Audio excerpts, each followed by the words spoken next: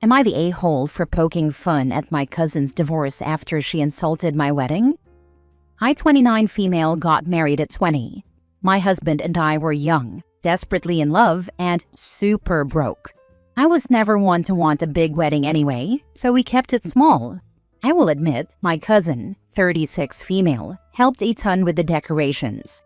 I'm not one to be super into that stuff. I was fine with it just looking a little plain, but she wanted to make the day special for me and I appreciated it. I sang her praises the entire day, paid her for helping me after the fact, and literally made a speech the day of the wedding how grateful I was for her. I should also note she got married a few months before me in an extremely lavish, extremely expensive wedding. Her wedding day was actually perfect, and everyone still talks about it. However, she got divorced about 4 years ago. I'm unsure what has caused this, but now, anytime we are together, she makes fun of my wedding. She mocks how small it was. She mocks how corny the venue was. She insults my bridesmaids and my husband's family, and how useless they were the day of. I normally don't react because, honestly, I don't care about her opinion. However, today we are at a large Father's Day gathering with all my family.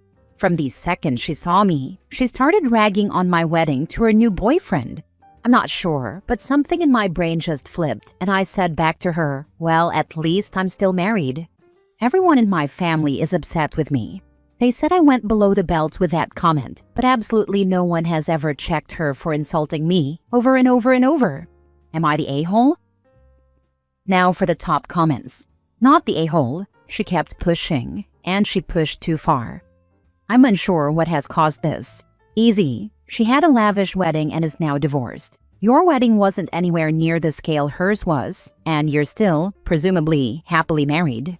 She's jealous, so of course instead of building herself up, it's easier to tear you down. She's an a-hole, and so is everyone else in your family. If they shut their pie holes when she was taking shots, they can keep their pie holes shut when you return fire. Here's the line. Now your cousin and family know not to cross it. Who the heck badmouthed someone's wedding? Not just that, but 9 years after the fact. Sounds like she might have narcissistic personality disorder. Rules for her aren't rules for you. She can insult you and pretend it's a joke, but you can't insult her as a joke. To answer your question, that makes her the a-hole, not you. I hope you and your husband have a wonderful marriage. Statistically, the ones that spend more on their weddings are more likely to split. That's true. In 1980, the decade of excess, a friend's daughter had a Hollywood-perfect wedding that cost an insane amount of money. The marriage was over in 4 months. Not the a-hole. This wasn't a one-off. She has been doing this for years. You needed to shut it down. My mom got divorced in the 80s. She had 7 sisters, all older. They were all still married to their spouses. They were always complaining about their spouses at gatherings when it was just us girls. Most of them had very toxic marriages. They used to demean my mom about how she couldn't keep a marriage going, broke a sacred covenant, blah blah blah. I finally lost it at a Thanksgiving dinner. Staying married to an a-hole doesn't make you a better person. Next story. Am I the a-hole for leaving my friend's birthday party after she didn't let me in her house? I, 23 female, was invited to my friend Sasha's 23 female birthday party. It was for a Friday at 8:30 p.m. We would start at her house to pregame and then go to bars. I had worked that day from 7 a.m. to 7:30 p.m., but I really wanted to go, so I rushed home, ate dinner, got ready, and drove to her place. We were texting the whole day about the plans, and she seemed very excited for me to join her and her friends. I am acquainted with her friends, but not besties. I arrived at her house at 8:30 on the dot. I hung up the phone with my boyfriend and texted her to let her know I was there. She said okay, so I walked up and knocked on the door. I heard music and people talking inside, so I knew they were there. Nobody answered. I noticed she had a Ring camera, so I waved in front of it, knowing Ring notifies people's phones. Still, nobody let me in. I knocked louder and texted her that I was at the door, but I was neither let in nor texted back. I knocked even louder and started shouting, "Hey, Sasha, I'm here." I finally heard footsteps coming to the front door, but instead of letting me in, I heard the deadbolt lock click, locking me out. I walked away from the door and called my boyfriend to tell him what was going on. I told him my feelings were hurt and that I wanted to go home. He convinced me to stay and knock again, rationalizing that it was a miscommunication. I texted her again saying, "Okay, I'm out front." Sasha immediately answered, "Okay, sounds good." So I knocked again. No answer. I heard the music get turned down and Sasha say, "Guys, I think she's here." So I knocked as loud as I could and said, "Yes, I'm here. It's me." Footsteps came towards the door, and again the deadbolt sounded. The door remained locked, and the footsteps walked away. At this point, I had been knocking for 12 minutes. I was so upset and angry that I left and texted Sasha. "So I've been knocking for over 10 minutes and no one let me in, so I'm going home." She immediately called me, but I didn't answer because I was afraid I would say something out of anger that I would regret. She texted me that she looked through the peephole and did not see me. I think that's BS because she literally had a Ring camera. I told her that my feelings were hurt and I felt unwelcome. I did not receive an answer. Am I the a-hole for leaving? What could be the reasoning behind this? This sounds like they thought this would be funny, but it was instead cruel. Not the a-hole.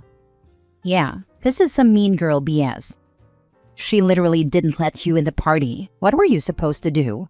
If my friend told me she was at the door and I didn't see her, I would go outside to look for them. Not the a-hole. My advice to you is to not spend a whole lot of time thinking about this. Either they were deliberately not letting you in, or there was some sort of crossing of the wires.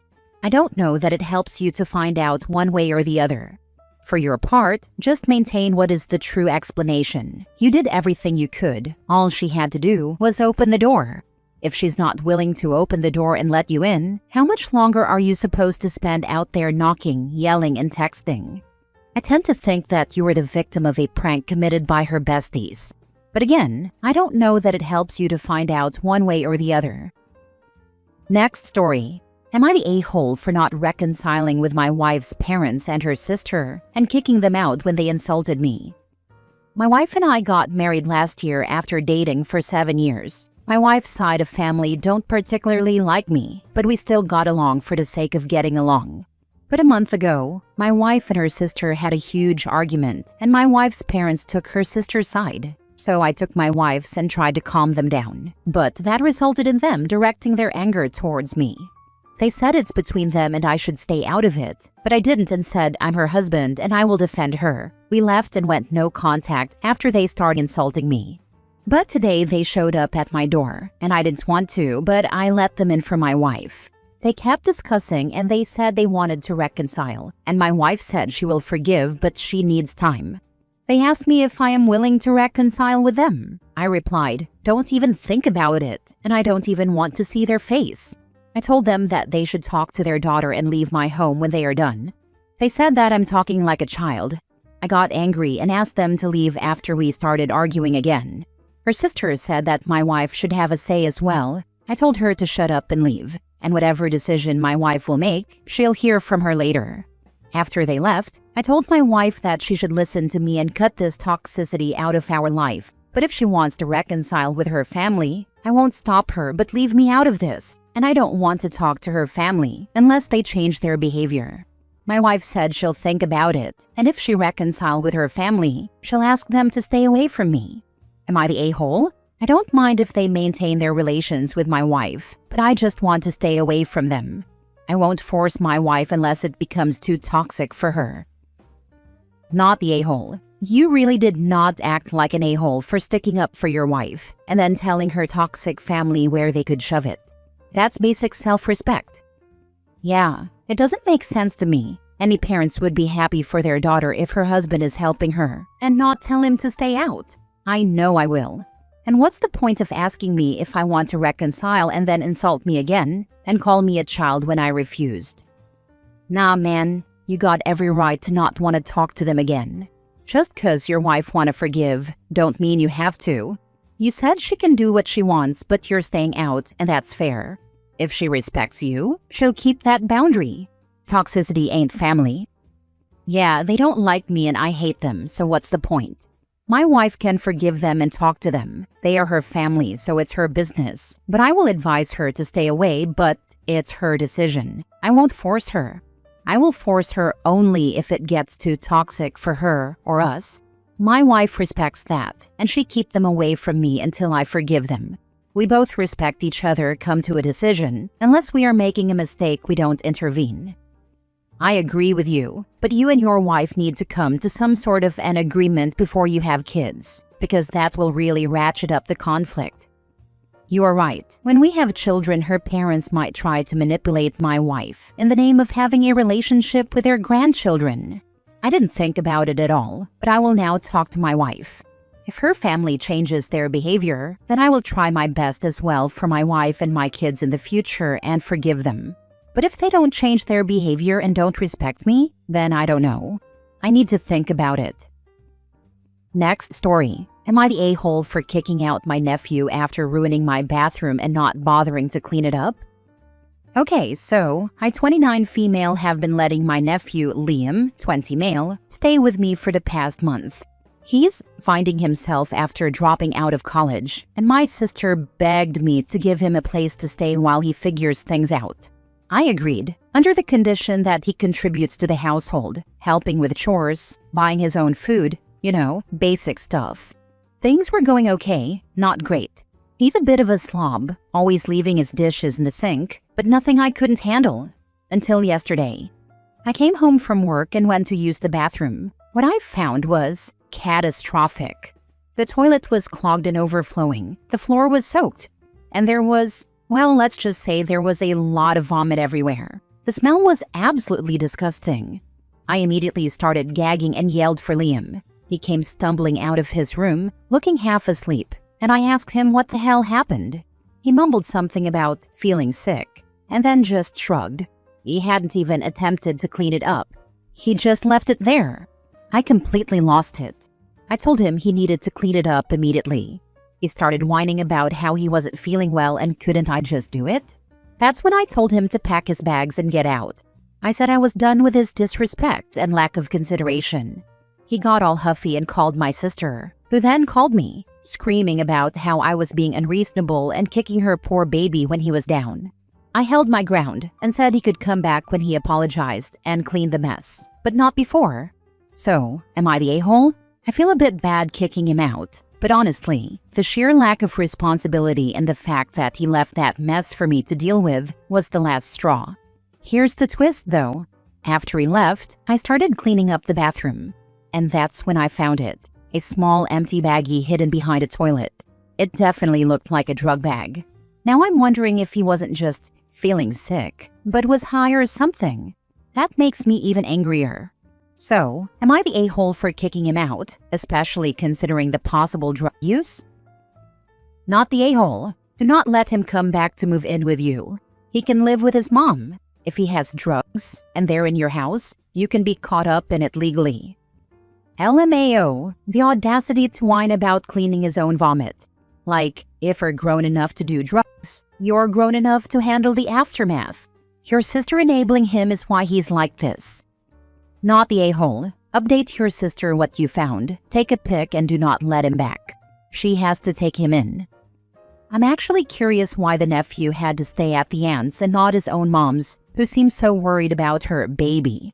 Why did OP agree in the first place? He's not your kid, so not your responsibility. You are not that older than him. You seem a sensible and responsible person, but I think you made a mistake getting involved at all. I never babysit a full day for any of my nephews or nieces, despite the fact everyone knows I love them. It's about the fact that, am I prepared to be responsible for them doing something stupid and to get involved in the parenting? The answer is no. I want to be the cool person that they love, and not their substitute parent who they then hate if I had to yell at them. Last story. Am I the a-hole for not going to a friend's 25th birthday celebration after she left my wedding twice? A week ago, I, 25 female, married the love of my life, and we had a small ceremony with our families and close friends. For a little perspective, we had 8 guests plus the couple. The ceremony was max 45 minutes, and we only had the photographer for 2 hours. Everything was perfect.